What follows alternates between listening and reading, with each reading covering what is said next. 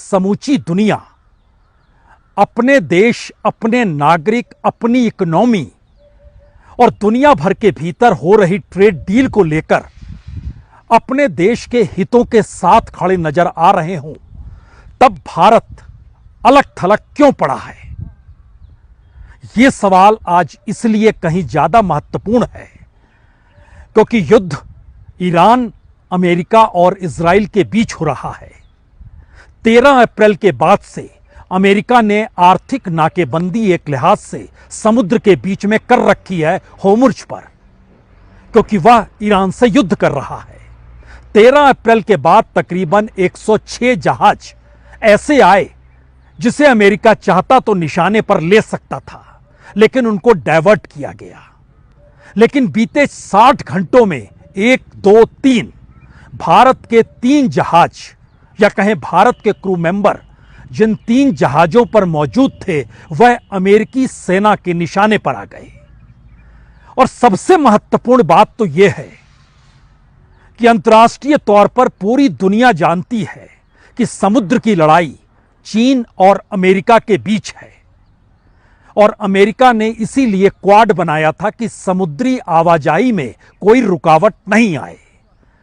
उस क्वाड के दायरे में भारत, ऑस्ट्रेलिया, जापान को अमेरिका ने ही साथ लिया था। हिंद महासागर में आवाजाही स्वतंत्र हो, इसके लिए नौसैनिक अभ्यास भी भारत और अमेरिका के नौसेना के तमाम अधिकारियों की मौजूदगी में यह अभ्यास होते रहा है। यानी जिस लिए क्वाड बनाया गया, जिस लिए भारत अमेरिका के साथ खड़ा हुआ, उसके बावजूद भी भारतीय नाविकों को निशाने पर अमेरिका ने ले लिया। उसके एक कदम आगे की बात है, यह पहला मौका है कि भारत के प्रधानमंत्री नरेंद्र मोदी ने इस पर खामोशी बरत ली। विदेश मंत्रालय भी अमेरिका का नाम लेने से कतराने लगा। अमेरिका ने भी कोई खेद व्यक्त नहीं किया।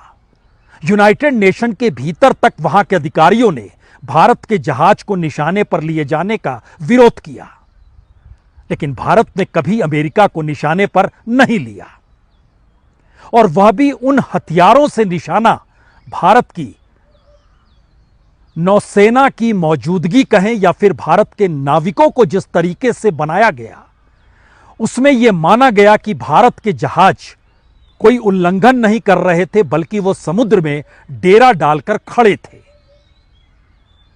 अब यहां से सबसे बड़ा सवाल यही खड़ा होता है कि अमेरिका के निशाने पर भारत के नाविक आ गए, 3 नाविकों की मौत हो गई।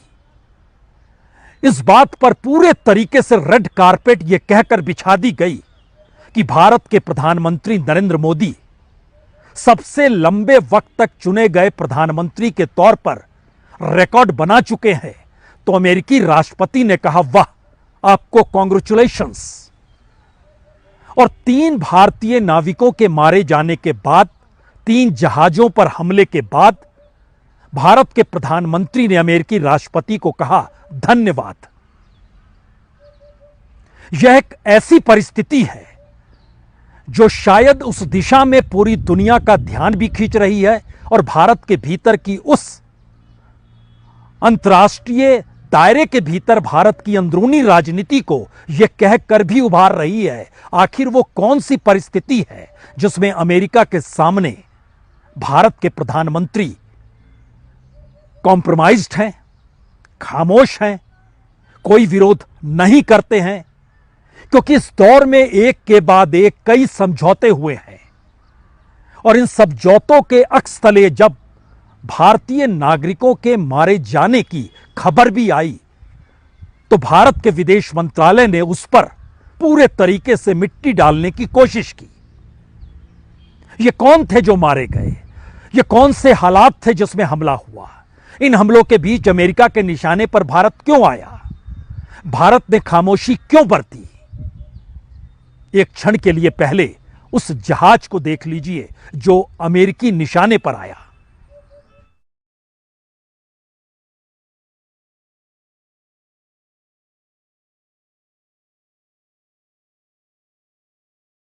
मैं बाहर Yes! Yes! रोक देते हैं, इधर से आ जाएगा। गिरो से रोक। No broken.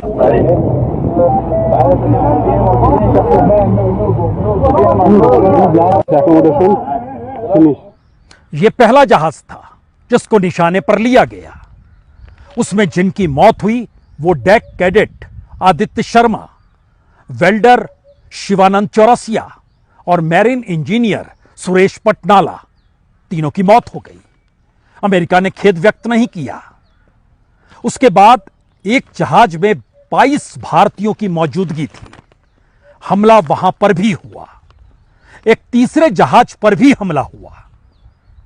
यानी आर्थिक नाकेबंदी इन सब के बीच ईरान को लेकर है और ईरान से कोई तेल नहीं खरीदे, इसकी चेतावनी भी अमेरिका दे रहा है और कह भी रहा है कि कोई जहाज गुजरेगा तो हम निशाने पर ले लेंगे। यूनाइटेड नेशन का चार्टर कहता है कि आप ऐसा नहीं कर सकते हैं। चीन ने बकायदा यूनाइटेड नेशन के भीतर यह मुद्दा उठाया कि ईरान की संप्रभुता के दायरे में होर्मुज रूट आता है, आप कैसे उसकी संप्रभुता पर हमला कर सकते हैं। अमेरिका ने कोई जवाब नहीं दिया। यूनाइटेड नेशन में चीन और रशिया ने वीटो कर दिया। खबरदार, ऐसा कोई प्रस्ताव पास नहीं होगा जो अमेरिका के हक में इसलिए जाए क्योंकि उसकी अपनी दादागिरी दुनिया के सामने दुनिया को ही संकट में डाल चुकी है। आर्थिक तौर पर एनर्जी की आवाजाही रुक से गई है। बावजूद इसके भारत हमेशा से अमेरिका के साथ खड़ा रहा और इतिहास में पहली बार हेल फायर मिसाइल का इस्तेमाल हुआ, भारतीय नागरिकों के खिलाफ हुआ। यह जानते समझते हुए कि मुक्त समुद्री आवाजाही की वकालत भारत करता है और अमेरिका ने इसी रूल को लेकर क्वाड का निर्माण किया।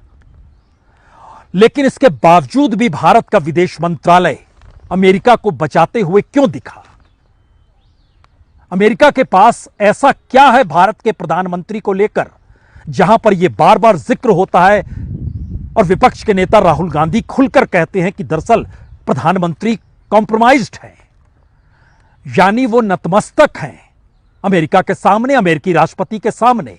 तो ट्रंप के पास ऐसा क्या है जिसके बाद भारत के प्रधानमंत्री कुछ कह नहीं पाते हैं, विदेश मंत्रालय कुछ बोलता नहीं है और भारत के भीतर चुप्पी थाम ली जाती है, सिर्फ यह कहते हुए कि हां, हमारे 3 नागरिक मारे गए जो गलत हुआ। किसने गलती की, उसको लेकर क्या रुख है, हमारी विदेश नीति क्या कहती है? अपने देश के नागरिकों की मौत के बाद अगर अमेरिका का एक भी नागरिक मारा गया होता तो अमेरिका क्या करता, या दुनिया का कोई भी देश क्या कहता, क्या करता? यह सवाल बहुत बड़ा है। इसलिए बड़ा है क्योंकि विदेश मंत्रालय कहता है कि दरअसल 3 में से 2 अमेरिका ने प्रतिबंधित किए हुए थे जिन जहाजों को, उसमें एक को निर्देश न करने वाला जहाज माना गया, इसीलिए हमला किया गया। बड़ी बात तो यह है कि सेंटकॉम ने ना यह बताया कि भारतीय नागरिक मारे गए, ना इस बात का जिक्र किया कि उसने हमला किया। अपने तौर पर ओमान के तट पर जो हमला हुआ उसके बाद ईरान का जो कहना था, जो मौजूदा वक्त में मिडिल ईस्ट के देशों की जो राय थी, ये तमाम बातें एक एक करके निकल चलती आ गई। यहां पे हमको लगता है 2 परिस्थिति को और समझ लीजिए। भारत की अंतर्राष्ट्रीय कूटनीति और भारत के अमेरिका के साथ संबंध क्या कॉम्प्रोमाइज्ड वे में चल रहे हैं? क्योंकि इन 60 घंटों के भीतर इतना ही नहीं हुआ। ट्रेड डील और टैरिफ, इससे हटकर इन्हीं 60 घंटों के भीतर मार्को रूबियो ने अंतर्राष्ट्रीय तौर पर यह ऐलान किया कि भारत के साथ रेयर मिनरल को लेकर समझौता हो गया है। रेयर मिनरल जिसके जरिए दुनिया के सामने बड़ा संकट बैटरी को लेकर है, दुनिया के सामने हर उस प्रोडक्ट को लेकर है जिसमें रेयर मटेरियल की जरूरत होती है और उस पर चाइना का वर्चस्व है। भारत के साथ समझौता यह किया गया, यानी भारत अमेरिकी टेक्नोलॉजी के सामने अपने रेयर मटेरियल को भी देने की स्थिति में आ जाए रेयर मटेरियल अगर भारत के भीतर निकलता है तो उस रेयर मटेरियल को लेकर अमेरिका के साथ भारत को खड़े होना होगा। और इस पूरी प्रक्रिया के भीतर हो सकता है अब आपके जहन में 2-3 सवाल और आ जाएं। क्या वाकई देश कॉम्प्रोमाइज्ड हो चला है? देश अमेरिका के सामने नतमस्तक है क्योंकि प्रधानमंत्री की ऐसी कौन सी नब्ज है जिसको अमेरिकी राष्ट्रपति ने दबा रखी है? क्योंकि यह कैसे संभव है कि 3 नागरिक मारे गए, उसके बाद भारत के प्रधानमंत्री को कांग्रेचुलेशंस अमेरिकी राष्ट्रपति देते हैं कि आप सबसे लंबे वक्त तक चुने गए प्रधानमंत्री हैं, हमारी बधाई। और भारत के प्रधानमंत्री उसका जवाब देते हुए कहते हैं बहुत बहुत शुक्रिया, बहुत बहुत धन्यवाद। एक क्षण के लिए जो 3 भारत के नाविक मारे गए उनकी तस्वीर देखी और उसके बाद जो ट्रंप ने लिखा सोशल मीडिया पर और जो जवाब भारत के प्रधानमंत्री ने दिया सोशल मीडिया पर, इन दोनों को एक साथ देख के सोचिए कि भारत इस वक्त अमेरिका की गिरफ्त में क्या पूरे तरीके से आ चुका है, या फिर वही सवाल, वो कौन सी नब्ज है जो इस वक्त अमेरिकी राष्ट्रपति ट्रंप के पास है और भारत के प्रधानमंत्री नतमस्तक है।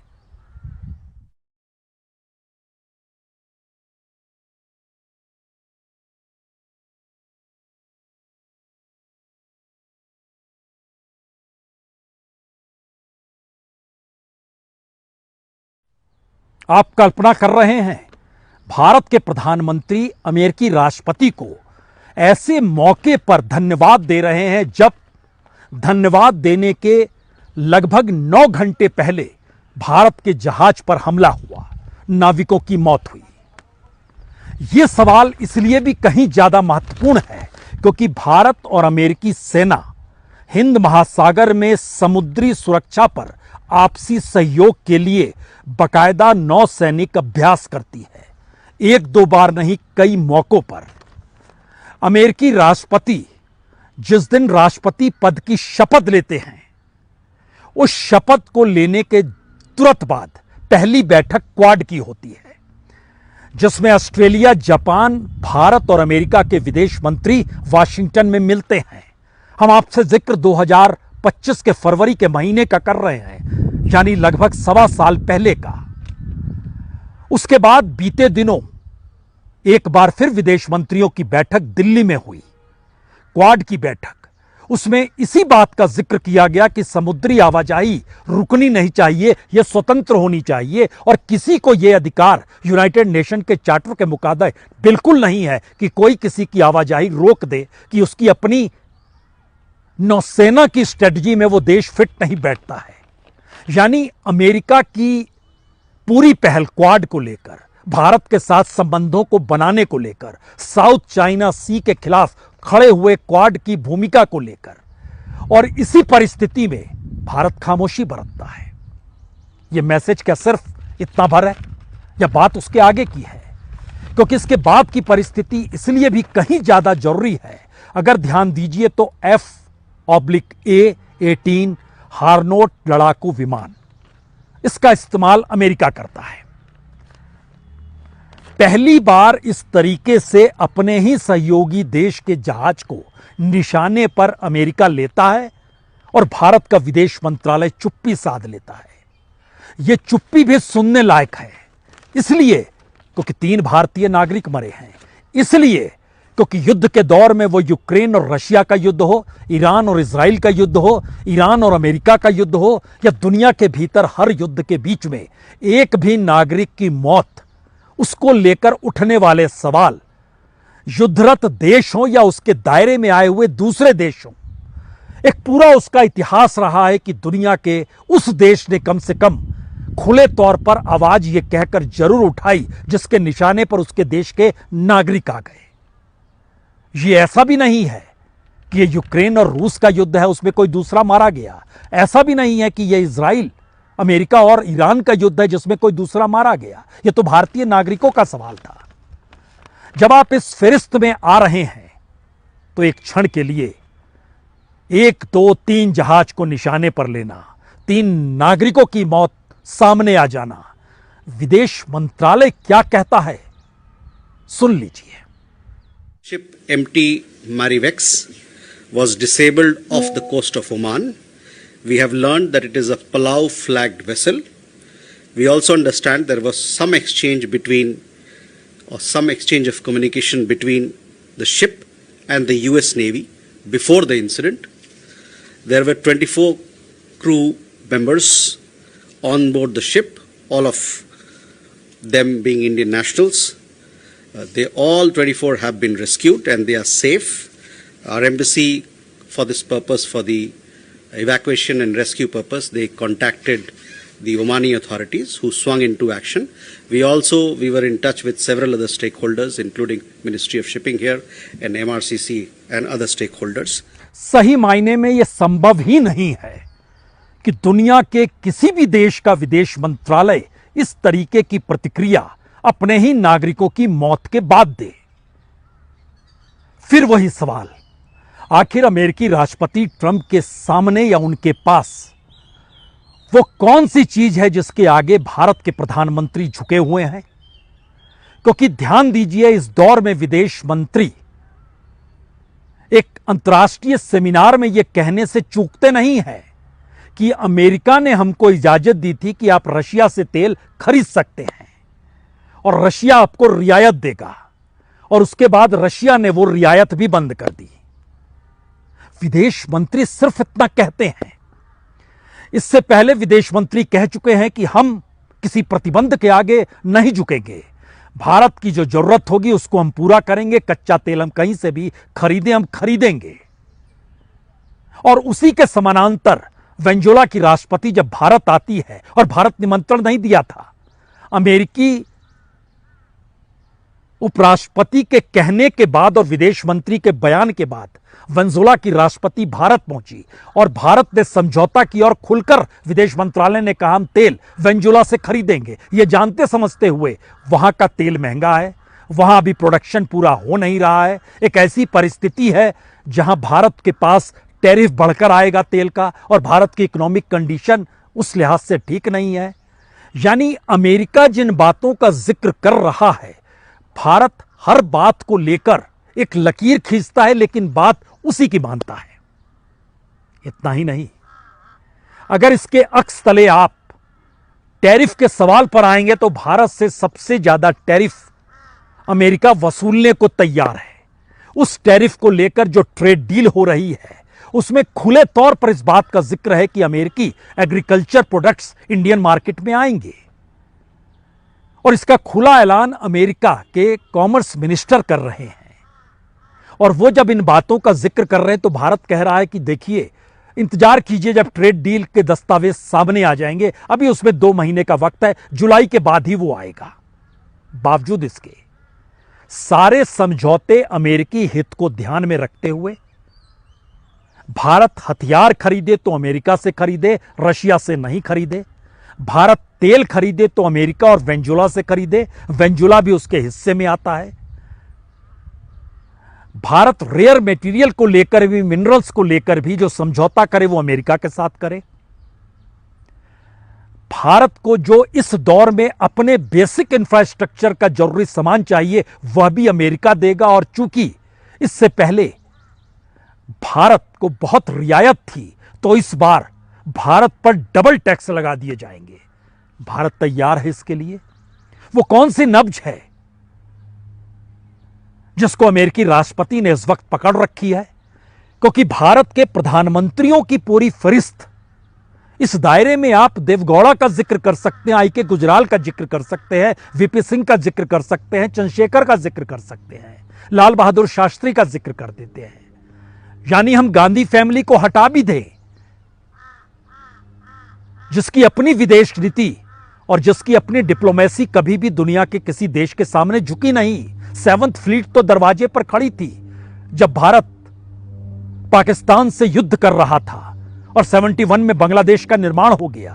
भारत ने मना कर दिया था, हम उसका जिक्र नहीं कर रहे हैं। जिक्र हो रहा है भारत की इकोनॉमिक पॉलिसी, भारत की इकोनॉमिक जरूरतें और भारत की अपनी महत्ता और उसका अपना स्वाभिमान, भारत के नागरिकों की मौत का सवाल। इन तमाम मुद्दों पर खामोशी कैसे बरती जा सकती है? बावजूद इसके खामोशी बरती गई। हम आपको एक जहाज दिखलाते हैं, जो दूसरा जहाज था जिस पे यह अटैक हुआ है, जो अमेरिका की तरफ से किया गया और सेंटकॉम ने इसकी जानकारी भी नहीं दी।